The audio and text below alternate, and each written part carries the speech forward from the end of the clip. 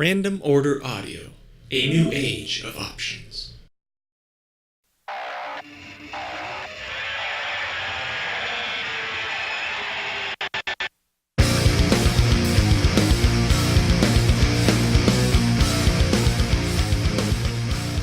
This is Ryan. I'm here with Kyle Winterstein of Digital Summer. So go ahead and tell us a little bit about your band. Heavy melodic rock band from Phoenix, Arizona. National touring a few times, and on the last couple of years, we're on our fourth full-length studio album. Putting out an acoustic album soon. We've been an independent band from day one. We took a label offer with Warner Brothers for a while, and then when that didn't pan out the way we were liking, we got out of the deal. So from then, we've pretty much been a do-it-yourself indie band, as grassroots as it gets, and So you go. We pride ourselves on that in our relationship we build with the fans, and that's just it. I don't know. We like making rock music. It's pretty great. So have you ever tried any different styles or different genres, or do you pretty much stay in the same?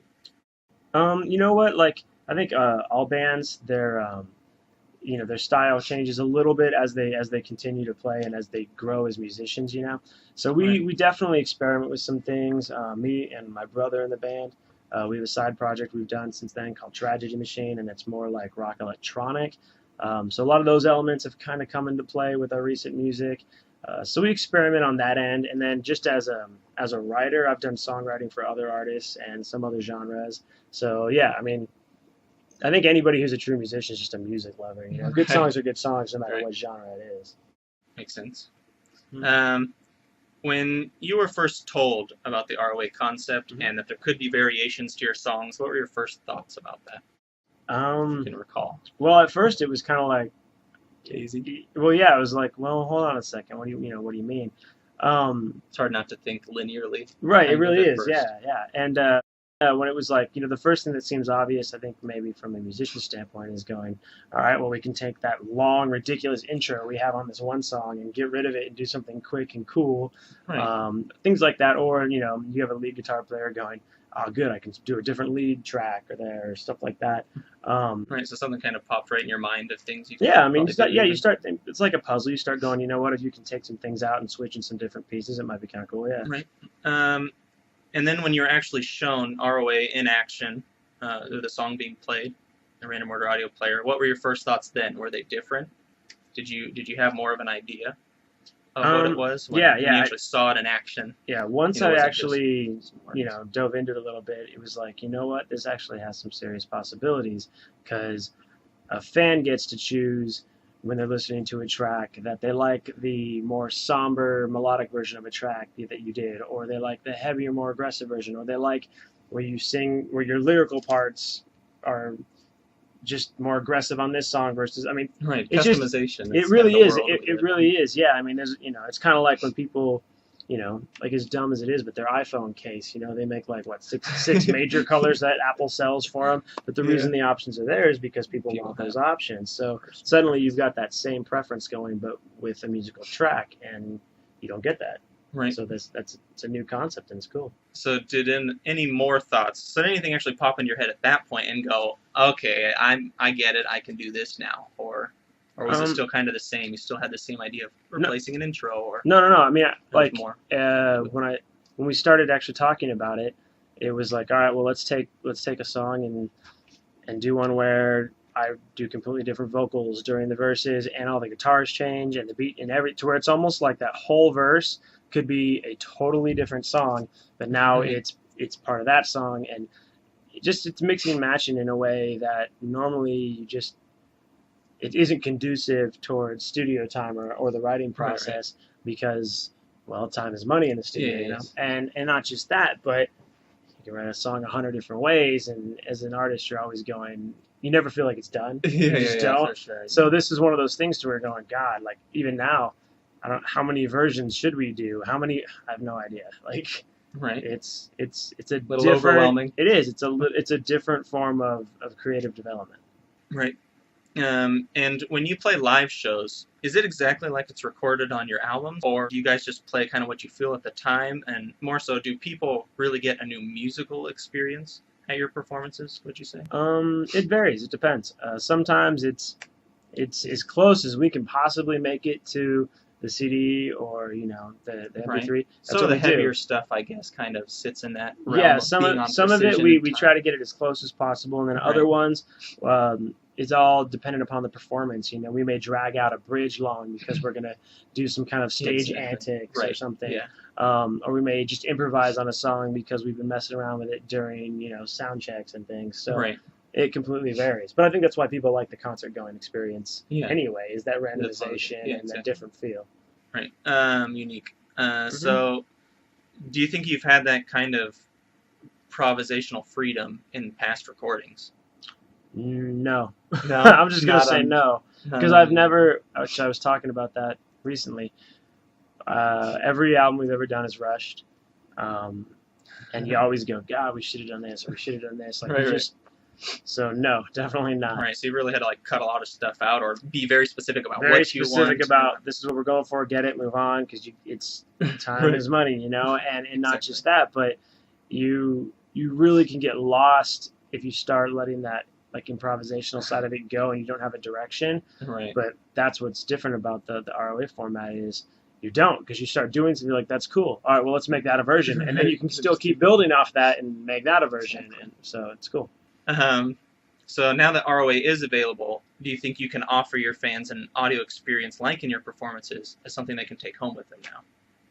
Yeah, definitely. I think it's just something that if true music fans, or if someone calls themselves a fan of a band and they're willing to go to a live show and make the drive, pay money, stand in line, and do all that stuff, then they have some kind of connection with the band itself. Some kind of passionate experience they have, whether it be because of a song that relates to their life, or they just really like the mood that's created by the band or the message or whatever it is. And so that being said, if someone's willing to do that and you have those types of fans, then they know it's even possible to get those different versions of a song, then I don't know why they wouldn't be interested. Yeah, absolutely.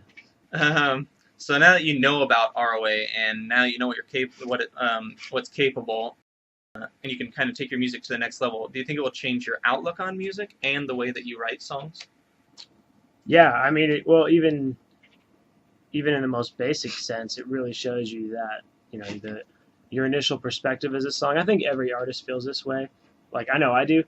I hear something in my head and start working it out and writing it and piecing it all together, but it sounds a specific way in my head, and so that's what I'm going after when I'm writing it, right?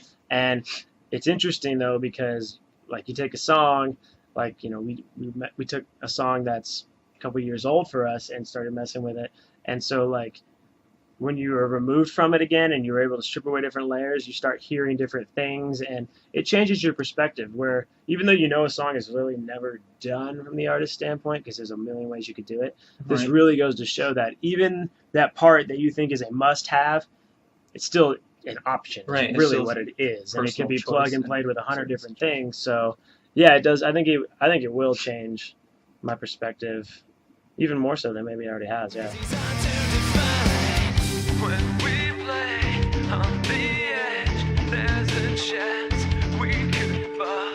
But right now, just right now, forget it all. And we dance in the fire. With ROA, anything you can imagine can be done. So it's pretty open-ended. How would you like to use ROA, or what kind of ways can you see yourself implementing it into the songs?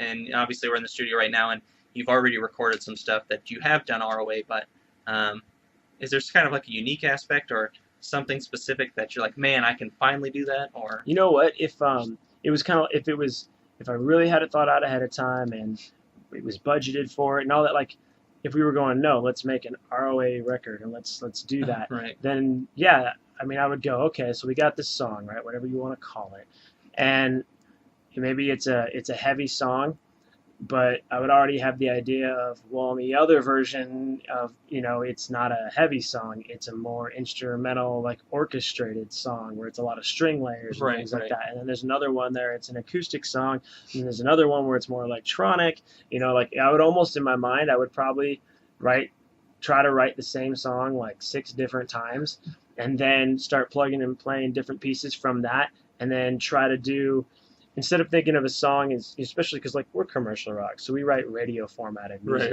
We just do. It's verse 1, pre-chorus, chorus, maybe a post-chorus, verse 2, pre-chorus. Right? Right. So really, you rarely get past a second verse. Sometimes maybe there's a third, maybe.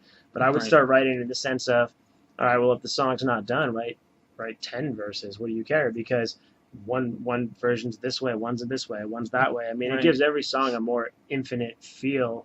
And if you go into it thinking that, then creatively, I mean, you've got to spend a lot more time, but ultimately you'll be able to get a whole lot more out of it.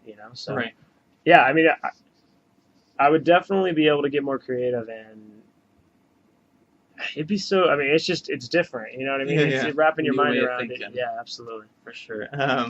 Yeah, like you're saying, kind of like on the radio even. I mean, because you can still be as creative as you want, because sometimes you may think, this is cool, this is really neat, I like it, but being a commercial band, do what a lot of people really care to hear this, or would they like it this way? But I mean, in the player and with the songs, you can make presets, so you can say this is the radio version and this is the way it's played every time on the radio. So if somebody's experiencing your song for the first time, they can still play it with no variation. It's always the same thing. But then once they love that, or they love you guys, then they can move in and find out more about the kind of stuff you're doing, and then like it or not. No, absolutely. An option, so. And it also gives you towards the fan that's not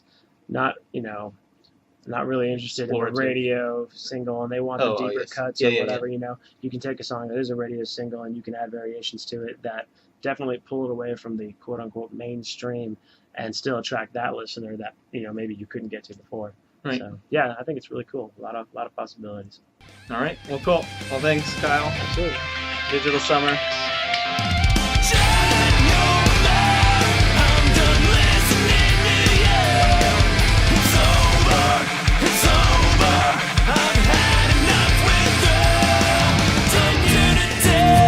Be my wicked angel, just for the night when this broken